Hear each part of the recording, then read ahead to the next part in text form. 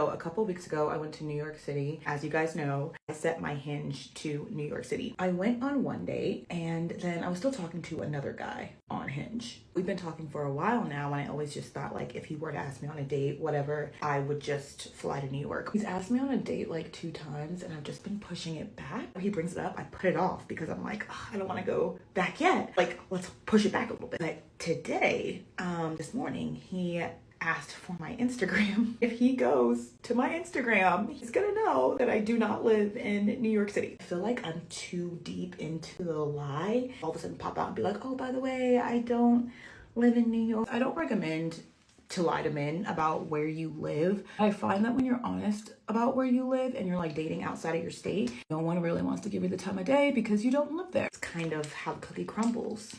All right, makeup of the day done. I will see you guys in the next one. Look, this right here is nasty work. How thirsty can a woman be? Fellas, this is why I tell you dudes, keep away from dating apps, bro. These are the types of women on those apps. Thirsty women. These women go on at least 8 to 9 dates a week. These women are rotating guys left and right. Guys be in and out these women lives. Straight smash and dash.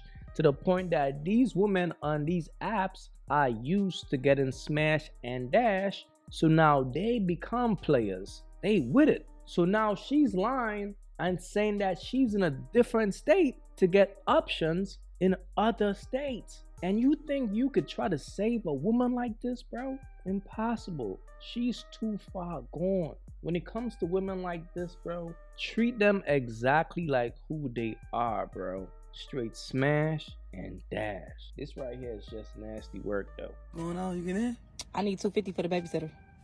You need $250 for the babysitter? Yeah, most definitely. I'm saying, like... You want to go on this date, right? You want to go on a date? Want to take me on a date? I need $250 for the babysitter. Why don't you get in the car? Like, come on, you... I can't just leave my kids... We've been talking about this shit all week, without paying though. the babysitter. We've been talking about this shit all week, though. Okay. So you only got $250 to pay the babysitter. I'm paying for the date. Oh, no.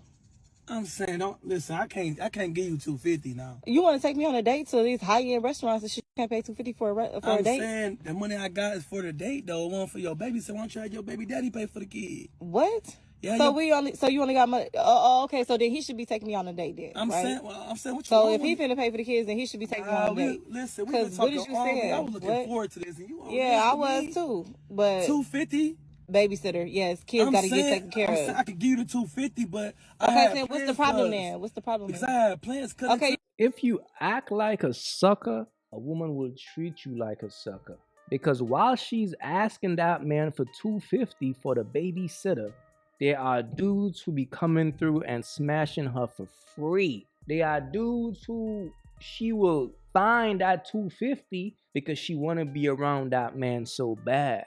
But when a woman don't really want to be around you, when she look at you like a sponsor, she's going to tax you. Oh, you want to go on a date? Well, I need a babysitter. Pretty much is transactional. That's how women treat suckers. Women feel like their time... This is so crazy. These birds feel like their time is so valuable that a sucker gotta pay to be around them. If you meet a woman and she's asking you for money for a babysitter, just know that's a woman who don't take care of her responsibilities. And as a man, you don't even want to be around that type of energy, fam. Trust me, fellas, know when to walk away. Matter of fact, know when to run away. Okay, here's the most interesting Olympic story you will hear all day. I need 45 seconds of your time, and I desperately need your opinion on what I'm about to share. Alex Finot, French athlete, after setting the European record for the 3,000-meter race walk at the Olympic Games, she proposed to her boyfriend. No. He didn't propose to her. She proposed to him. Imagine the elation of achieving a lifelong dream, setting a European record, and then finding your boyfriend in the stands who walks down to the front row and proposing to him. Now this right here is crazy. So after this woman won her race, she won the 3,000 meter, and she actually, I think, broke the world record, I think. And the way that she decided to celebrate was kind of crazy. She decided to propose to her boyfriend. This is crazy. So it seems like in this relationship, the roles are reversed. So after she done got her victory, she felt like the right time was now. Let me get down on a knee for this man. And that's cute. That is cute, but here's the reality. As a man, you should never tolerate this, bro. Don't make a woman emasculate you like this, fam. And it's okay to say no. But understand, it's a special moment and he didn't want to ruin it. So he kind of said yes, but he probably was like, man, we gonna talk about this later, okay? Because this is not the move, okay? I'm a man. I'm the one who's supposed to propose to you. Women marry who they can. A man marries who he wants. Don't ever let a woman force you into marrying her, because that's a slick move that chicks be doing. Like when they get desperate and it's like, damn, why he's taking so long to propose to me? I'm gonna just do it myself. Fellas, be wise out here and know when to put your foot down as a man. Stay masculine. Don't let a masculine woman ever make you feel feminine or put you in a feminine position. All right? Before you guys leave, let me just say thanks to all the new subscribers. Welcome to the SDC fam. And if you guys appreciated the content, go ahead and show some love right now and like and subscribe. Do so for your boy right now. Go ahead. Tall girls, get ready with me to go on a date in New York City with a 6'8" guy. Oh, sorry, he's 6'7", 6'7". If you followed me for dating story times, then you'd probably notice I haven't posted a dating story time in so long. And it's because I just got out of a very on and off situationship that was extremely complicated and somehow toxic. And it took a lot of courage for me to step out of that relationship. It was extremely, extremely hard. And what got me the courage to end this very long situation was realizing that even though I have feelings for who he is, his character is not on level with what I expect from a man. I always tell people there is such a big difference between personality and character. You can like someone for who they are, but dislike how they make you feel. I even told my dad about this because I needed some advice on this man so bad. So I actually called my dad and I was just explaining the whole situation.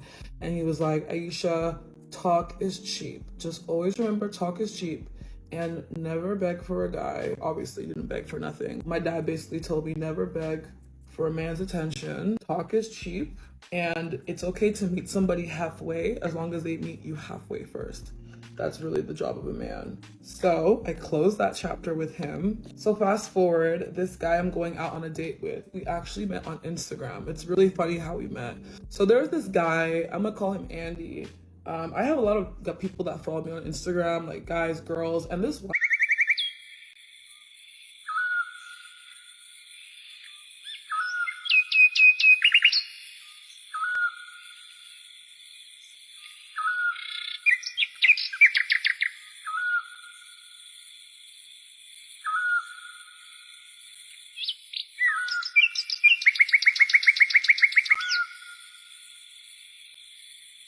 If you haven't yet, go get you some of that merch. You all already know, don't feed the birds. That's what it is. We don't feed the birds over here. So if you rock with your boy, go get you some of that good merch.